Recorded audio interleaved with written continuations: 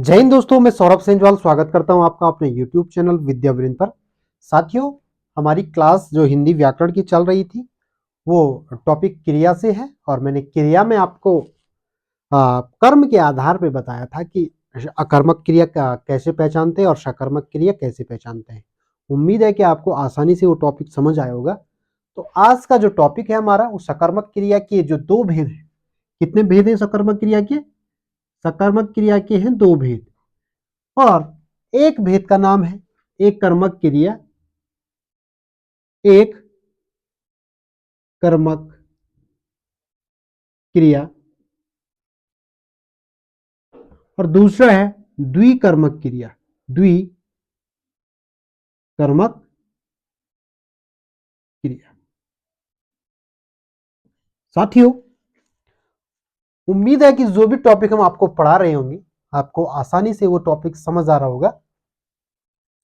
सकर्मक क्रिया के दो भेद है। मैंने बोला था जिसमें क्या होता है, मैंने पहले आपको समझाया है कि जिसमें हमें क्या का आंसर मिलता है वो हमेशा सकर्मक क्रिया हो जाती है और क्या का आंसर नहीं मिलता है वह अकर्मक क्रिया हो जाती है। उम्मीद करते हैं कि आपने जो हमारी इससे पहले वाली क्लास है उसको देखा होगा और जब आप उस क्लास को देखोगे तो इसे आप आसानी से समझ पाओगे कि क्या क्या है, क्या का नियम क्या है, कैसे आपको क्लासेस को समझना है। तो एक कर्मक क्रिया किसे कहते हैं? हेडिंग डालिए, एक कर्मक क्रिया। एक कर्मक क्रिया। साथियों, एक कर्मक क्रिया क्या होती है? जिसमें एक कर्म की प्रधानता होती है। क्या होता है? जिसमें एक कर्म की क्या होती है? प्रधानता होती है। ओके, जिसमें क्या होता है? एक कर्म की प्रधानता होती है। लिख लो इसे भी। जिसमें जिस वाक्य में एक कर्म हो, एक कर्म हो, जिस वाक्य में क्या हो? एक कर्म हो। ऐसा कोई वाक्य बताइए जिसमें क्या हो? जिसमें एक कर्म हो। अब देख लीजिए, एक एग्जांपल है, उदाहरण से आप आसानी से समझ पाओगे। जैसे मैं कहता हूं वह पुस्तक पढ़ता है। वह पुस्तक पढ़ता है। अब यहां पे देखिए, वह पुस्तक पढ़ता है। यहां पे सबसे पहले आपको पता करना है कि इसमें कर्ता कौन है। पुस्तक कौन पढ़ रहा है? वह कोई भी हो सकता है और वो हो जाएगा कर्ता। पढ़ने की क्रिया हो रही है तो यह हो जाती है क्रिया। इतना ध्यान आपको होना चाहिए। कर्ता यहां पर है और क्रिया यहां पर है और यहां पर एक ही कर्म की प्रधानता है और वह कर्म है पुस्तक। क्या है? यह है कर्म। और इसमें क्या है? एक ही कर्म है। आपको ज्यादा डीप नहीं जाना है, इतना ध्यान रखना है। जिस भी वाक्य में एक कर्म की प्रधानता होती है वह एक कर्मक क्रिया कहलाती है। क्या?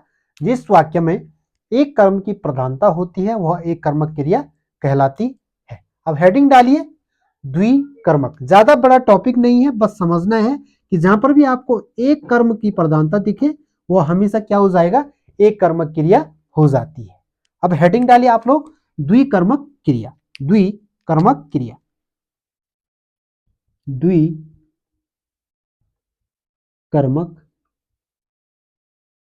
क्रिया। तो द्विकर्मक क्रिया क्या होती है? बस यही ध्यान रखना है, जिस वाक्य में दो कर्म हो। जिस वाक्य में, लिख लो, जिस वाक्य में दो कर्म हो।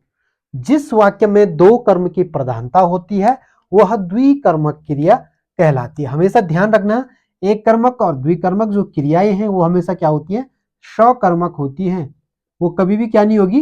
अकर्मक नहीं होगी। ओके, तो साथियों, ऐसा कोई एग्जाम्पल बताइए जिसमें दो कर्म हो। क्या हो? दो कर्म हो। ऐसे एग्जाम्पल बताइए मुझे। जैसे एक एग्जाम्पल है, लिख लो, अरविंद ने, एक एग्जाम्पल है, अरविंद ने सौरभ को, मेरा नाम क्या है, सौरभ, अरविंद ने सौरभ को पुस्तक दी। अब आपने बताना है कि इसमें दो कर्म कौन कौन सा है। इतना तो आप समझ पा रहे होंगे कि इतना पढ़ाने के बाद अगर आपको पता ना चले कि इसमें कौन सा कर्म है, कौन सा कर्ता है और कौन सी क्रिया है, तो आपका पढ़ना व्यर्थ है। इसका मतलब आपका पढ़ना क्या है, व्यर्थ है, क्योंकि आपने पहले की क्लास नहीं देखी, सीधे इस क्लास को देख रहे होंगे तो समझ नहीं आएगा। इससे पहले जो क्लास कराई हमने, हमारी प्लेलिस्ट बनी है हिंदी व्याकरण की, आप उस प्लेलिस्ट में जाकर उस क्लास को देख सकते हैं, तो देख लीजिए। मैं एक बार फिर दोबारा बता रहा हूं आपको। मैंने बोला था कि जो करा रहा है, जो काम करता है ना, वह क्या हो जाता है, हमेशा कर्ता हो जाता है, हो जाता है। अब यहां पर जो मैंने कहा देने की क्रिया हो रही है, क्या हो रही है, देने की क्या हो रही है, इसमें क्रिया हो रही है, देने की क्या होगी, क्रिया होगी। अब यहां पर देखो, अरविंद ने सौरभ को, एक कर्म तो सौरभ हो गया, यानी मैं स्वयं, एक कर्म हो गया पुस्तक, कितना, एक कर्म ये है सौरभ, एक कर्म हो गया पुस्तक। अरविंद ने सौरभ को पुस्तक दी। उसी प्रकार से आपने देख लिया होगा, अरविंद ने सौरभ को पुस्तक दी। इतना समझ आ गया आप लोगों को। और नेक्स्ट एग्जांपल एक और लिखाते हैं, पहले इसको नोट करिए आप लोग, फिर इसको मिटाते हैं। ओके, अब हेडिंग एक एग्जांपल और लिखिए, फिर आपको आसानी से टॉपिक समझ आ जाएगा। एक एग्जांपल और लिखिए द्विकर्मक में। ओके, शिवम ने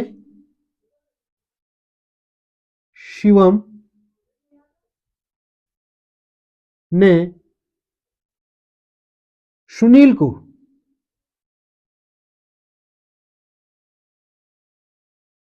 शिवम ने सुनील को पैसे दिए, पैसे दिए।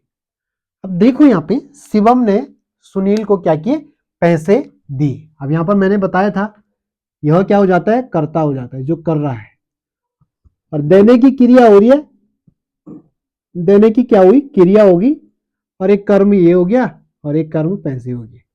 एक कर्म यह है और एक कर्म पैसा है, हो गया। तो क्या हो जाएगा, शिवम ने सुनील को पैसे दिए, तो यह हो जाता है द्विकर्मक, जिसमें दो कर्म की प्रधानता है। तो द्वि क्या हो जाएगा, दो कर्म, तो द्विकर्मक क्रिया हो जाएगा। ओके, इतना आप आसानी से समझ पा रहे होंगे। अब इसके बाद हम आपको कराने वाले हैं प्रयोग के आधार पर क्रिया। आपको ध्यान ये रखना है कि प्रयोग के आधार पर क्रिया 5 प्रकार की होती है, जबकि रचना के आधार पर क्रिया 8 प्रकार की होती है। आज हम करने वाले हैं प्रयोग के आधार पर क्रिया।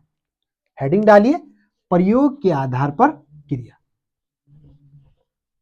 प्रयोग के आधार पर क्रिया, हेडिंग डालिए,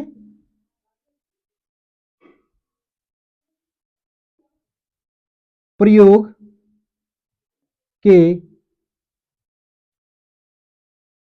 आधार पर क्रिया। प्रयोग के आधार पर क्रिया कितने प्रकार की होती है, हमेशा याद रखना। अब प्रयोग के आधार पर जो क्रिया होती है वह 5 प्रकार की होती है, जो मैं आपको कल लिखा चुका हूं। इतना मुझे इतनी उम्मीद आपसे रखता हूं कि आपने वो लिखा होगा। सबसे पहले मैंने लिखा था प्रेरणार्थक क्रिया, प्रेरणार्थक क्रिया, प्रेरणार्थक क्रिया, संयुक्त क्रिया, संयुक्त क्रिया, एक नाम धातु क्रिया, नाम धातु क्रिया। इतना ध्यान रखना आपको कि प्रयोग के आधार पर जो क्रिया होती है वो होती है 5 प्रकार की। पूर्वकालिक क्रिया, पूर्वकालिक क्रिया, और एक होती है सामान्य क्रिया। सामान्य क्रिया कितनी होगी? 1, 2, 3, 4 और 5।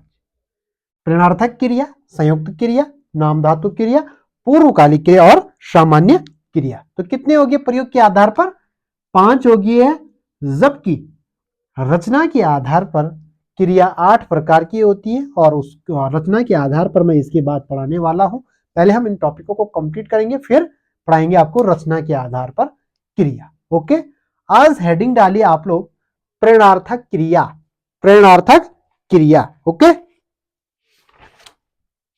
हेडिंग डालिए प्रेरणार्थक क्रिया। किसे कहते हैं प्रेरणार्थक क्रिया?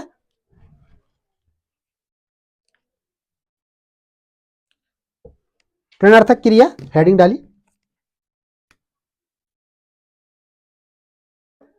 प्रेरणार्थक क्रिया,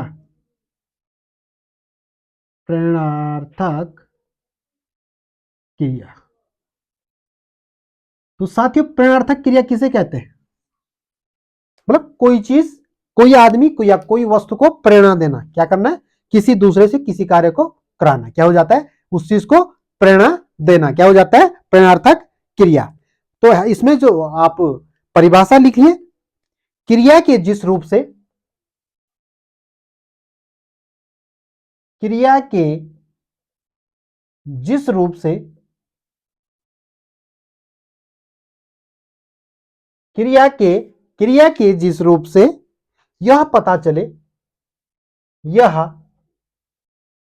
पता चले, क्रिया के जिस रूप से यह पता चले कि कर्ता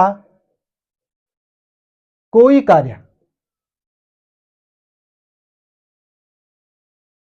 कोई कार्य स्वयं न कर, स्वयं न कर किसी और से कराए। किसी, ऐसा होगा ना, किसी और से कराए। अर्थात क्रिया के जिस रूप से यह पता चले कि कर्ता किसी कार्य को स्वयं न करके किसी दूसरे से उसी कार्य को कराता है, मतलब उस चीज को प्रेरणा देता है, तो वह हो जाएगा प्रेरणार्थक क्रिया। क्या हो जाएगा? प्रेरणार्थक क्रिया हो जाता है। एग्जाम्पल ने आप लिखियो, अजय ने, एग्जाम्पल लिखो आप लोग, अजय ने विजय को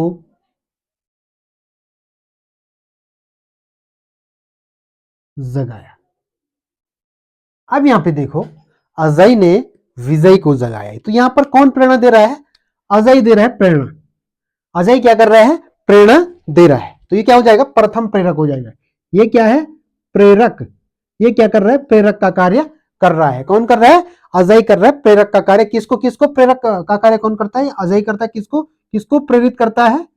विजय को प्रेरित कर रहा है। किसी कार्य को करने के लिए विजय को क्या कर रहा है? प्रेरित कर रहा है। और क्रिया क्या हो जाएगी यहां पर? प्रेरणा कौन दे रहा है? जगाया, मतलब ये हो जाएगी प्रेरणार्थक क्रिया। क्या हो जाएगा? प्रेरक के द्वारा प्रेरित को क्या किया जा रहा है? प्रेरित किया जा रहा है कि उस कार्य को आपको करना है। मतलब ये स्वयं नहीं करके किसको कर रहा है? विजय को कह रहा है कि यह कार्य आपने करना है। अजय ने विजय को जगाया, ये हो जाएगा प्रेरणार्थक क्रिया। क्रिया कहां पे है? ये हो जाएगी प्रेरणार्थक क्रिया। तो अजय ने विजय को जगाया। अजय यहाँ पर प्रेरक का कार्य कर रहा है और प्रेरित कौन हो रहा है? विजय प्रेरित हो रहा है। और प्रेरित होने के बाद वह क्या करता है? उस कार्य को करता है। जब इस वाक्य में क्या हो जाएगा? फिर प्रेरणार्थक क्रिया हो जाती है। ओके, इतना आपको समझ आया होगा। उसी प्रकार से देख लीजिए आप लोग, एक एग्जांपल और लिखो। सिद्धि ने सौरभ को, सिद्धि ने सौरभ को, सिद्धि ऐसा लिखो, सिद्धि ने सौरभ को मारा। सिद्धि ने सौरभ को मारा। तो यहां पर देखिए क्रिया क्या हो रही है? सिद्धि ने सौरभ को मारा। सिद्धि हो जाती है प्रेरक का कार्य कर रही है। कौन? सिद्धि कर रही है। जबकि प्रेरित किसे कर रही है? सौरभ को क्या कर रही है? प्रेरित कर रही है। और कौन सी क्रिया हो जाती है यहां पर? फिर यहां पर हो जाती प्रेरणार्थक क्रिया। याद ये रखना आपने, किसी को प्रेरित करना किसी कार्य को, मतलब स्वयं न करके किसी दूसरे को कहना कि आपने वो कार्य करना है, तो वहां पर मैं क्या कर रहा हूं, किसी को या तो प्रेरणा दे रहा हूं, या सिद्धि क्या कर रही है, मुझे प्रेरणा दे रही है। प्रेरणा दे रही है कि सिद्धि ने सौरभ को मारा भाई, है ना, सिद्धि ने सौरभ को मारा। क्या ऐसा हो सकता है, सिद्धि ने सौरभ को सब्जी बनाई, ऐसा लिखो, या तो सिद्धि ने सौरभ को सब्जी बनवाई। सिद्धि ने सौरभ से, को नहीं आएगा, देख लो, सिद्धि ने सौरभ से सब्जी बनवाई। यहां पर ये ध्यान रखना है, प्रेरणा कौन दे रहा है, सिद्धि दे रही है। अब किसको बोल रही है सब्जी बनाने को, मुझे कह रही है कि भाई सिद्धि बोल रही है कि सौरभ सब्जी बनवा, बना, मतलब ये क्या कर रही है, खुद ना करके किसी और को ऑर्डर मार रही है, ऑर्डर दे रही है कि भाई तूने वो काम करना है, तो वहां पर क्या हो जाता है, फिर प्रेरणा देने का काम कर रही है, तो वो जाती है प्रेरणार्थक क्रिया। क्या हो जाती है, प्रेरणार्थक क्रिया। एक एग्जाम्पल और लिखिए, नौकर ने मालिक से पोंछा लगवाया। नौकर ने मालिक से पोंछा लगवाया। नौकर ने मालिक से पोंछा लगवाया। आप कमेंट्स बॉक्स में बताइए कि इसमें प्रेरणा कौन दे रहा है, प्रेरक का कार्य कौन कर रहा है, प्रेरित कौन हो रहा है। तो मैं आपको बता दूं, नौकर क्या कर रहा है, मालिक को बोल रहा है कि पोंछा लगाओ। प्रेरक का कार्य कौन कर रहा है, नौकर। प्रेरित किसे कर रहा है, मालिक को प्रेरित कर रहा है उस कार्य को करने के लिए। और यहां पर क्या लगाने की बात कर रहा है, वो पोंछा लगाने की बात कर रहा है, और क्रिया क्या हो जाती है, प्रेरणार्थक क्रिया हो जाती है। इन एग्जाम्पलों को आपको लिखना है। अजय ने विजय को जगाया, सिद्धि ने सौरभ से सब्जी बनवाई, और नौकर ने मालिक से पोंछा लगवाया। बार बार नहीं बताऊंगा कि वो मैं सपोज मैं किसी को ऑर्डर दे रहा हूं कि भाई तूने वो काम करना है, मैं यहाँ पर प्रेरक का कार्य कर रहा हूं, और प्रेरित कर रहा हूं किसी और को कि तुमने वो काम करना है, तुमने क्या करना है, वह काम करना है। तो जब वह काम करता है, मतलब उस क्रिया को पूर्ण करता है, तो तब जाके कौन सी क्रिया हो जाती है, प्रेरणार्थक क्रिया। अब बार बार नहीं बताऊंगा, आपको मैं समझ पा रहा हूं कि आप आसानी से समझ गए होंगे। ओके, अब लिखो नेक्स्ट, प्रेरणार्थक क्रिया की बात आती है पूर्वकालिक क्रिया। ऐसे हमने ये कर दिया ना, संयुक्त क्रिया बाद में करते हैं, ऐसा करते हैं, पहले पूर्वकालिक क्रिया करते हैं। ओके, इसको मिटा देते हैं। तो साथियों, उम्मीद है कि आप भी अच्छे से तैयारी कर रहे होंगे, और जितने भी एग्ज़ाम है, मुझे पता चला कि जो वीपीडीओ का एग्ज़ाम है वो दिसंबर मिड में होने वाला है, या जनवरी फर्स्ट में, इतना सुनने में आ रहा है कि जनवरी फर्स्ट में वो एग्ज़ाम हो जाएगा। क्या हो जाएगा, वो एग्ज़ाम हो जाएगा। लिखो,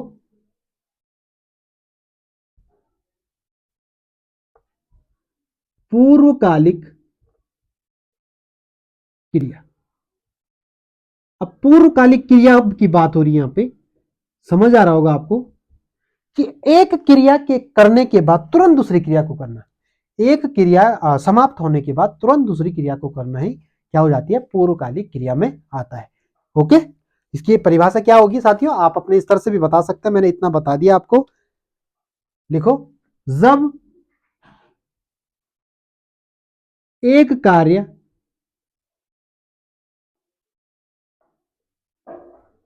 को करने के बाद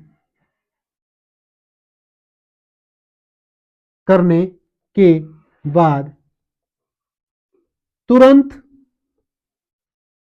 दूसरा कार्य करना, दूसरा कार्य करना। तो यहां पर देखो, जब इस शब्द से ही आपको पता चल रहा होगा, पूर्व मतलब पहले वाली, काल मतलब समय, पहले के समय में जो क्रिया हो गई है उसके बाद जब दूसरी क्रिया तुरंत शुरू हो जाती है, तो उसे कहेंगे पूर्वकालिक क्रिया। जब एक कार्य को करने के बाद तुरंत दूसरे कार्य को किया जाता है, तो वहां पर हो जाती है पूर्वकालिक क्रिया। तो एक एग्जाम्पल आप भी बताइए, एग्जाम्पल क्या हो सकता है इसमें पूर्वकालिक में अब देखो सपोज दैट एक एग्जांपल है, वह चाय पीकर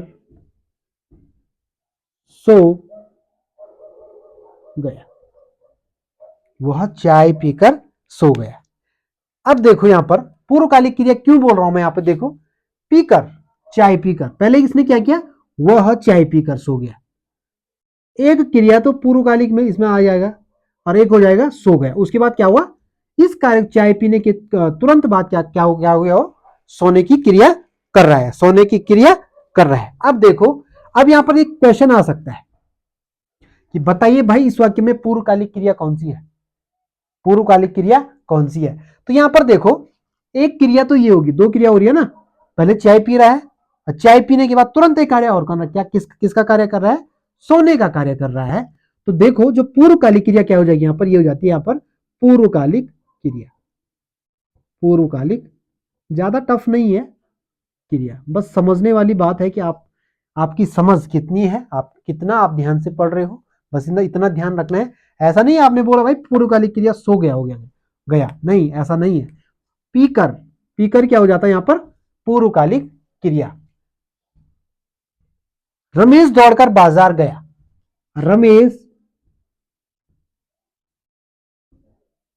खाना खाकर, ऐसा हो सकता है रमेश खाना खाकर बाजार गया। पता चल गया ना आपको। अब रमेश खाना खाकर बाजार गया, पहले कौन सी क्रिया की इसमें, पूर्वकालिक में तुरंत बाजार गया, उसके बाद तुरंत बाजार जा रहा है। तो पूर्वकालिक क्रिया क्या हो जाएगी, खाकर, क्या हो जाएगा पूर्वकालिक क्रिया। देखना, देखो ना आप लोग कि एक क्रिया तुरंत खत्म हो रही है और तुरंत दूसरी क्रिया शुरू हो जाती है। एक कार्य को खत्म कर रहा है और तुरंत दूसरे कार्य को शुरू कर रहा है, तो वहां पर हो जाती है पूर्वकालिक क्रिया। एक एग्जांपल और लिखो, तीसरा एग्जांपल लिखो आप लोग। राम अभी सोकर उठा। राम अभी सोकर उठा। अब बार बार नहीं बताऊंगा कि पूर्वकालिक क्रिया, इतना आप ध्यान देना कि कौन सा क्या है पूर्वकालिक क्रिया है।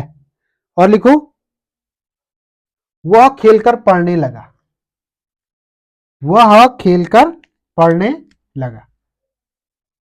चौथा एग्जांपल है वह खेलकर पढ़ने लगा।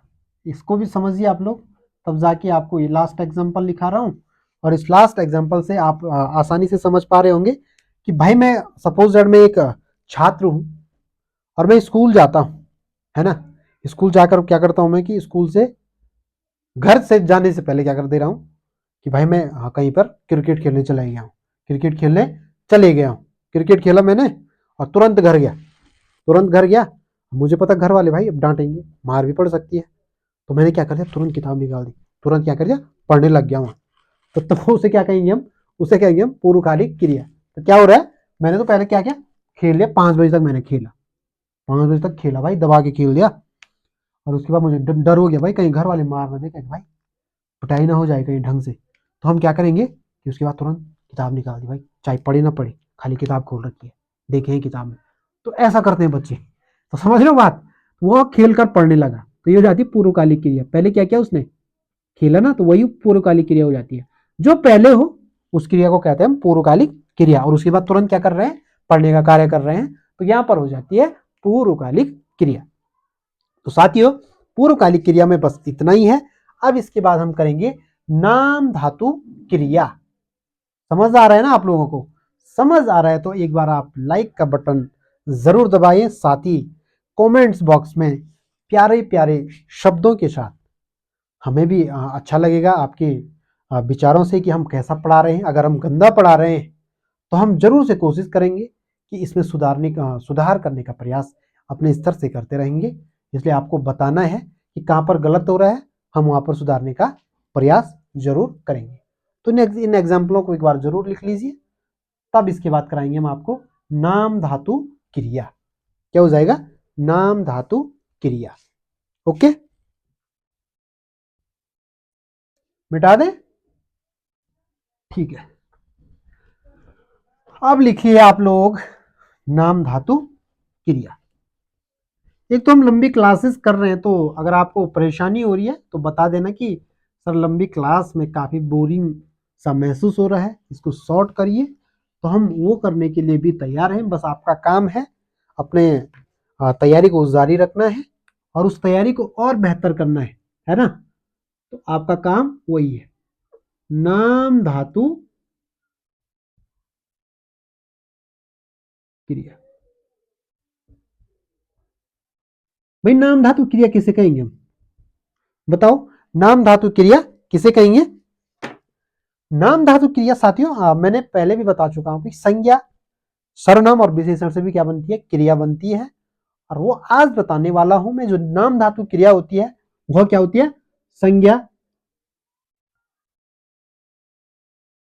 सर्वनाम और विशेषण से बनने वाली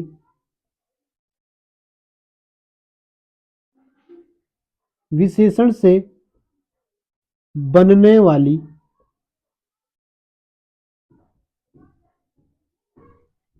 क्रिया को संज्ञा, सर्वनाम, विशेषण से बनने वाली जो क्रिया होती है उसे हिंदी में कहते हैं नाम धातु क्रिया। क्या कहते हैं, नाम धातु क्रिया। अब जैसे कोई विशेषण शब्द, कोई सर्वनाम शब्द, कोई संज्ञा शब्द आपको बताना है और उसके अनुसार आपको करना है। जैसे मैं एक शब्द लिखता हूं, बात, बात एक शब्द हो गया, बात। एक शब्द लिखते हैं लात, एक शब्द लिखो लात, एक शब्द है लात, बात, लात, बात, लात। और अपने इस तरह से भी बताओ आप लोग, एक हाथ हो गया,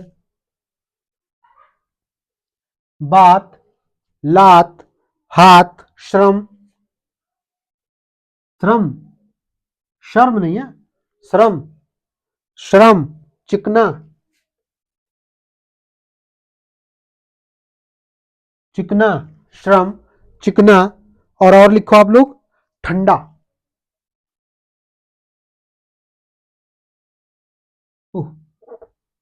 ठंडा, बात, लात, हाथ, श्रम, चिकना, ठंडा, लाज, लाज और स्वीकार। अब यहां पर आपको बताना है कौन सा संज्ञा शब्द है, कौन सा क्या है, विशेषण शब्द है। बात, बात क्या हो जाएगा, बात करना, पहले बोलना बात, तो बात क्या हो जाता है, यहां पर हो जाता है भाववाचक शब्द है। क्या है, भाववाचक, भाववाचक।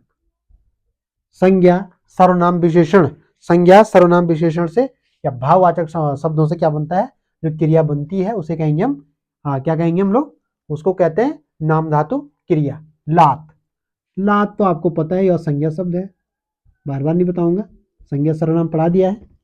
हाथ भी संज्ञा हो जाएगा, श्रम ये भाव हो जाएगा, चिकना इसकी विशेषता हो जाएगी,